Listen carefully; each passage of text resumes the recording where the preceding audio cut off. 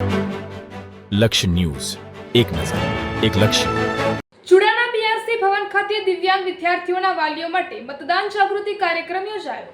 રાજકોટ જિલ્લાના ઉપલેટા તાલુકાના ઈસરા ગામ ખાતે હાલ તાલુકા અને જિલ્લા પંચાયતની ચૂંટણીને લઈને આમ આદમી પાર્ટીના નીડર નેતા યેસુદાન ગઢવી દ્વારા એક ખાટલા બેઠકનું આયોજન કરવામાં આવ્યું હતું, જેમાં નાના એવા ઈસરા ગામમાં અંદાજે 200થી વધુ લોકો એકત્રિત થઈ યેસુદાનભાઈ ગઢવી સાથે ખેડૂતો મુદ્દે ચર્ચાઓ કરવામાં આવી હતી. હાલ ખેડૂતો પોતાની જસણીના ભાવ સહિત વીજળી, ચેકડેમ, પશુપાલન સહિતના મુદ્દાઓથી પરેશાની ભોગવી રહ્યા છે, જેને લઈને આમ આદમી પાર્ટીના નેતા યેસુદાનભાઈ ગઢવી સાથે ચર્ચાઓ કરી આ મુદ્દાઓના નિકાલની વાતો કરી હતી. ત્યારે આમ આદમી પાર્ટીના નેતા યેસુદાનભાઈ ગઢવીએ ખેડૂતોને આશ્વાસન આપી ખેડૂતલક્ષી મુદ્દાઓ પર પૂરતું ધ્યાન આપવાની ખાતરી આપી હતી. રિપોર્ટર અર્શીભાઈ આહિર, ઉપલેટા. દુનિયાની જિલ્લા પંચાયતના જે ગામ છે ઈસરા ગામે આજે ખાટલા બેઠક કરી. ખાટલા બેઠકમાં પણ 200-250 લોકો ઉપસ્થિત હતા.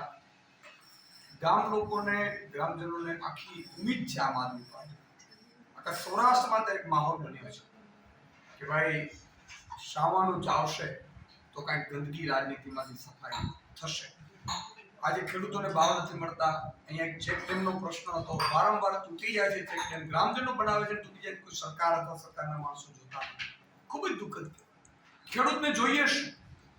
3 ઉપજ લઈ શકે એવી પાણીની વ્યવસ્થા જોઈએ.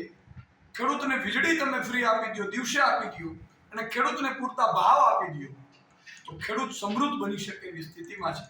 આધુનિક ટેકનોલોજી માટે ખેડૂતને પશુપાલન સાથે સહકાર આપો અને એને ખેડૂતની જમીન સુધારણા માટે પણ જો લોન આપીને આખી વ્યવસ્થા કરવામાં આવે તો આ ખેડૂતો ખૂબ સમૃદ્ધ બની શકે એમ છે. પરંતુ ભાજપ પાસે આશા નથી ખેડૂતોને.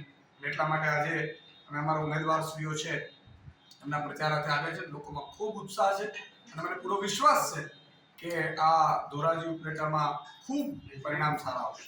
અંદાજે સાહેબ કેટલી સીટ આવે એવું લાગે છે? અત્યારે આમ સીટ તો કેવી મુશ્કેલ છે, જ્યોતિષ નથી, પરંતુ જિલ્લા તાલુકા પંચાયત બને છે એવી સ્થિતિમાં અમે છીએ. ખબર નથી, બિચારા કુવારા છે છોકરાઓ, એટલે ભાજપ શું કરે? ભાજપ શું કરે ખબર? આ કુવારા હોય ને એટલે ફ્રી ટાઈમમાં બહુ રહી એટલે ભાજપનો ઝંડો પકડાવી દે. અને પેલો બિચારો નીકળી પડે. કુંવારો એના કારણે હોય તોય નીકળી પડે. અને ભાજપ પણ કેવા મોટા કલાકાર છે, જુઓ આમાં રસ્તામાં ધૂળની ડમરીઓ ચડે છે કે નથી ચડતી? ચડે છે. પછી અહીંથી તમે ગોંડલ કે જ્યાં માર્કેટ યાર્ડ વેચવા જાય અહીંયા 3 દિવસે રાહ જોવી પડે કે નથી પડતી? ટ્રેક્ટર ઉપર 2 દિવસે તો બેસી રહે, બીડી પીતા, ફાક્યું ખાતા, મસાલો ખાતા, તોય પાછો કમર ને બટન દબાવીને આવી જાય ભણનો દીકરો. ભાજપ વાળાને ખબર છે કે આ લોકોને ખબર જ નથી અમારા કારણે આ પીડાય. મને એક ભાજપ વાળા કહેતા, યેસુદાનભાઈ તમે ગમે એટલી ચીસો કરી દો, ખેડૂતો, ગરીબો, વંચિતો, શોષિતો આ કોઈ તમને મત નહીં આપે. મેં કેમ? મને કે આ બ્રિજ અમે ખાઈ જઈએ ને કોન્ટ્રાક્ટ ના અંતર રૂપિયા બધા ભેગા કરીને આમ કરીને ઠલવીએ એટલે મત તો અમારીમાં આવી જાય.